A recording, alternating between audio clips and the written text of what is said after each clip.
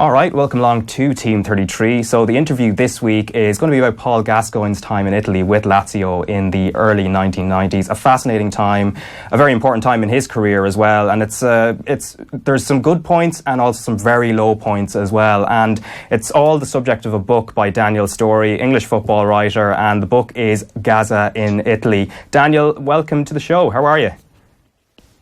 Thank you very much for having me. No problem at all. Now, the Gazza story, obviously, you can't really talk about his time in Italy without actually looking back at Italia 90, and maybe that's actually probably something you could say about his entire career, because for a lot of us, his notoriety and his fame begins right there. How much of an impact did Gazza actually make on Italian audiences just based on that World Cup in 1990? A huge amount, as did the England team in general, I think. Because of the European ban on English clubs in the 1980s, English football didn't really get outside of its own country. It didn't really leave its own shores. And the stories about English football that did leave our shores were fairly wholly negative. Our football was seen to be still kick and rush. Our supporters were seen to be hooligans, and flair players were something that were a non-entity in England or mistrusted, and to an extent that last point is actually valid. Players like Glenn Hoddle and Chris Waddle and Paul Gascoigne all ended up venturing abroad because they felt they would be more appreciated there. The way we played in Italian parts of our own country, and to a certain extent the host nation as well, and the way our fans generally behaved pretty well, that changed a few minds, and Gascoigne was the poster boy of that, really. He was the one he was a young kid who grabbed games by the scruff of its neck. He was the guy who in the clutch moments preferred to use skill rather than, passion and brawn, and that was deeply affecting for the Italians, I think. Yeah, and for the Gazza story, it starts quite unconventionally as well, because obviously he should have moved in 1991, but because of what happened in the FA Cup final against Nottingham Forest that season, he's out injured for a long, long time, and then he makes that injury worse than what it was actually because of a nightclub incident, and then it happens in 1992. The negotiations in between that period, 1991 and 1992, are quite complicated. Can you just take us through maybe some of the highlights of that? Yeah, so as you say, everything was basically done for what would have been a record fee at that time to take Gascoigne to Lazio, done through one Lazio owner. He then gets himself injured in the 1991 FA Cup final. The move stays on, but Lazio go through some sort of renegotiations with Tottenham, not least because they are quite worried about Gascoigne's continued health and the lasting impact of that injury. And it should be said that was an injury that could have ended Gascoigne's career there and then. He then got himself fit, and a year later was close to completing the move, and in a nightclub went to say goodbye to all of his friends, and was punched in the face and went over, and when he kind of came to, realised that he'd done exactly the same injury again. And that had a lasting effect on Gascoigne, partly because I honestly believe he was never the player he could have been because of those injuries, partly because Glenn Roeder, who was his mentor when he was at Newcastle and helped him when he was at Tottenham, he was going to move to Rome with Paul and live with him and coach at Lazio and kind of help him through. And that was Roeder's last straw. He said, "I'm not going to do this. I can't keep living in this circus." So he didn't go over to Rome because of that. And again, the fee was then negotiated for down again by Lazio. So it was just messy. I think if Paul had gone over in 1990, it would have been a very different story. But Lazio had changed owners. His physicality had changed. The fee had changed. Glenn Roeder wasn't there. Everything was different about the deal. Yeah, and one of the other things, of course, the documentary Gazza's Italian Diaries, which was on Channel 4 and actually was kind of similar, or came around the same time as The Impossible Job as well. I think same channels as well. I was looking back at it on YouTube there at the weekend, and you can still see the visible scar while he's trying to kind of rebuild his fitness. But the other thing that actually I think came out from your book and other kind of works on the area as well, Dino Zoff was probably the wrong type of manager to have because he's quite cold and distant, whereas probably Gazza needs that Terry Venables kind of arm around the shoulder. Absolutely, and I think in Zoff's defence, This was like nothing he'd ever encountered before. He was used to Italian football where the best players are incredibly committed to their craft as well as to being skillful, whereas Gascoigne was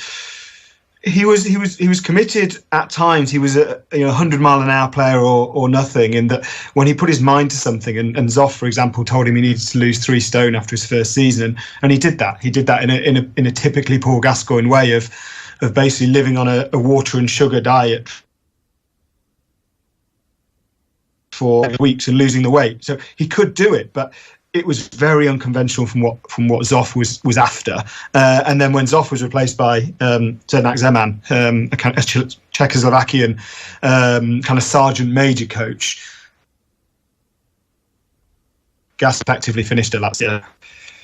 Yeah, and you kind of said he's a 100-mile-an-hour kind of player. I think we all saw that, kind of heart on the sleeve kind of person. But Serie A is a very tactical league, even now, even though there's more goals per game than what the perception is. But how do you adapt to that side? Because we did see like solo goals, like the one against Pescara and other moments, high moments. But in terms of the tactical side, did he fit in? Did he find that relatively easy to slot? I think he was what he was always, which is he became a moments player.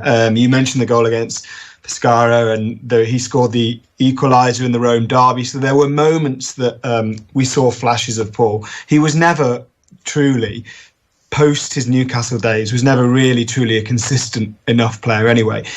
Slightly ironically, he was for England when he played only every 2 or 3 months, but at club level he was a flashes player, and that's exactly what Lazio saw, and that's exactly what frustrated Zoff in particular, because he was craving consistency in that team. And his reputation in Italy is strange in that at Lazio he is cherished by supporters, even by Zoff, by the staff, by the club's structure. He is still cherished as kind of what he represented. He joined at a time when Lazio were trying to grow, trying to create this new dawn at the club. They'd been in Serie B more recently. They'd finished in the top half or the top 6 of Serie A. They did much better. They qualified for Europe. They improved drastically. Clearly not solely down to Gascoigne, but partly because of him. And he was a poster boy of that. But Italian football in general remembers him pretty poorly. They see him as a kind of they have a nickname for him, which is effectively the dustbin, in that it could promise so much but actually delivered very little. And he came with such a fanfare post Italia 90 that it would be impossible to pretend that he truly lived up to that. Yeah, and he did deliver off the pitch, at least. There's a few stories, there's the lobster incident in the restaurant. There's what he said about the president's daughters, or Cragnotti's daughter, which I'm not sure we can actually repeat exactly what it was. But and then there's the belching into the microphone, which was actually probably the most infamous incident as well.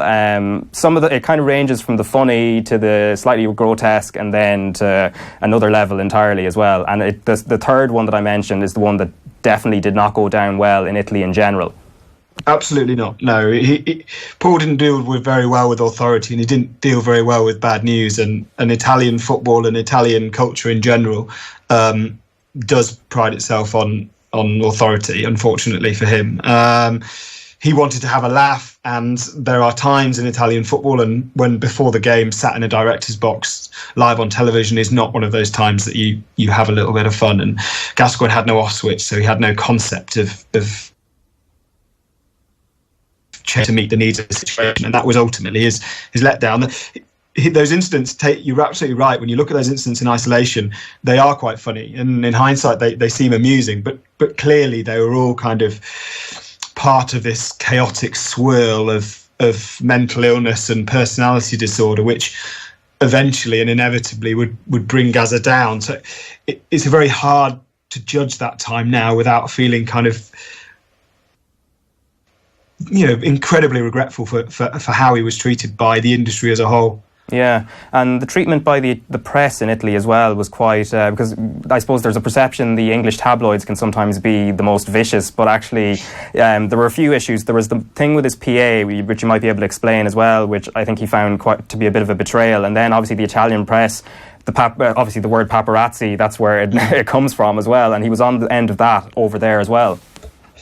Yeah, and the thing was with Paul is, as I say, he had no off switch, so there was no changing of behaviour. So if someone riled him up, he would react. And the Italian press and the paparazzi knew exactly what they needed to do to rile him up. There was a famous incident where a journalist was following him around shopping, and Paul couldn't get to grips with this, couldn't understand why anyone would want to do that. And he said to him, look, the next time you follow me, if I come out of this shop and you're there, I will punch you. And he had no concept that meant that the Italian journalist would, of course, stay there and wait outside the shop, and Gascoigne punched him. And that's a very simple incident, but it kind of sums up both parties, because they were there to rile him up. You know, they wrote stories saying this is an English hooligan coming over to our country, and he was there to have a good time. And understandably, elements of the Italian press didn't particularly appreciate that, and he didn't make things easy for himself, and they didn't make things easy for him, and those two things in combination were always going to be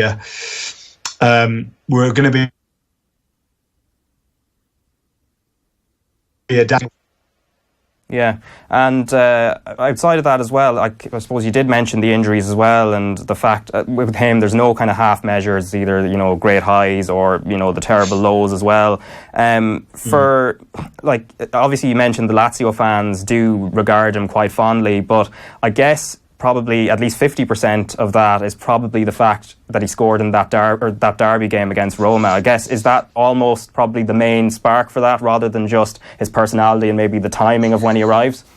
I think it's a bit of both. I think there's certainly, as I say, he certainly was a player of moments, and he was a player that even when he was out of form and out of fitness, most obviously, he still gave his all. He still was desperate to impress. But more than anything, he is, wherever Gascoigne went in his career, fans would consider that he could call their club home, because he was a player who, by design, was a cult hero. Well, before he'd even stepped onto the pitch, was a cult hero, because he was one of them. He was he's a guy who liked to drink, who loved his football, who, if he wasn't a professional footballer, would be stood on the terraces. And more than any other player of his generation, there was not much of a difference between him and them. Yeah, you know, he was still doing the same behaviour. He was just doing it while also playing football every weekend. And there's an interesting thing about Italian football culture, because they're cult heroes generally, and a good example in Rome is Francesco Totti. They are cult heroes because of how they play and their style on the pitch, but they are not generally people of the fans. There is generally a distance between those. It's very unusual for a player to be so in the fans. You know, Paul would go out drinking with them in an evening in pubs and buy them drinks and stuff. That is completely alien to Italian football culture. So that element of his personality clearly afforded him a little bit more patience on the pitch. Yeah, and I suppose more of a final point. Obviously, James Richardson wrote the foreword to your book. We had him on a couple of, I think it was 3 years ago now, where he was talking about his time with Gazzetta Football Italia, and the funny thing that Gazza probably was actually supposed to be the man who was to front the show, and then I think he doesn't turn up, and he's not exactly the most reliable in terms of employment on that side. But from your point of view, was that whole period, was Gazzetta Football Italia kind of something that drew you into Italian football at the time, and maybe even more so than Gazza? Yeah, it was. I'm the age I am. The Gazza period in Italy I remember, but it's a little bit hazier than the post-Gascoigne period, so the kind of 95, 96 George Weah time, maybe. But James Richardson, you know, I know James, and he's a lovely man, and he was the perfect person to write this book, because, as you say, there is no one that, certainly not in England, who stands for Italian and kind of the Anglo version of Italian football better than him. He was our Sunday afternoons and our Saturday mornings for a number of years, and was lucky enough, and at the time he might have considered himself unlucky enough to work with Gascoigne, who, as you say, was probably the least reliable co-host you could ever imagine. Yeah, I might hire him here if he's interested. But I suppose a final point, I suppose when you're writing this book and you're looking back at Gazza's time over there, obviously there's no yes or no answer to this, but was this 3-year period in Italy, was this good for him, or was it more on the bad side when you're kind of looking at the scale? I think in hindsight, well, it was both. It was clearly both. I don't know how Paul would have reacted post-91 injury if he'd have not got his Italian move. I think that could well have been worse for him. If that had scuppered his chances, I think we might have seen a quicker decline than we have. But being away from a support network, the lack of Glenn Roeder, the fact that he was relying on, his basically these two bouncers who were tasked to look after him and his PA, who he later fell out with over the publication of a book. There was no support network there for Paul. He struggled out there, and he was someone that needed minding. He needed kind of constant round-the-clock care, and he wasn't getting that in Italy. Whether he would have got it in England is another question, because back here he would have had his mates around him as well, and it might well be that there was nothing that could have stopped this kind of careering runaway train. But I think it's probably the hardest question to answer, quite frankly. I think he needed to do it for his career. He needed to do it to try and rekindle the majesty of Italia 90, but everyone you speak to would say that was always an unrealistic dream. Yeah, well, the book is fascinating, as is Gazza's story as a whole as well. So it's Gazza in Italy, Daniel Storey. Obviously, the pre-order link, I think you can find it on your own Twitter account. I think we tweeted it out as well. So if anybody's looking for it, definitely recommend it, and well worth a read. And Daniel, thanks a million for taking the time to chat to me. Not at all. Thank you very much.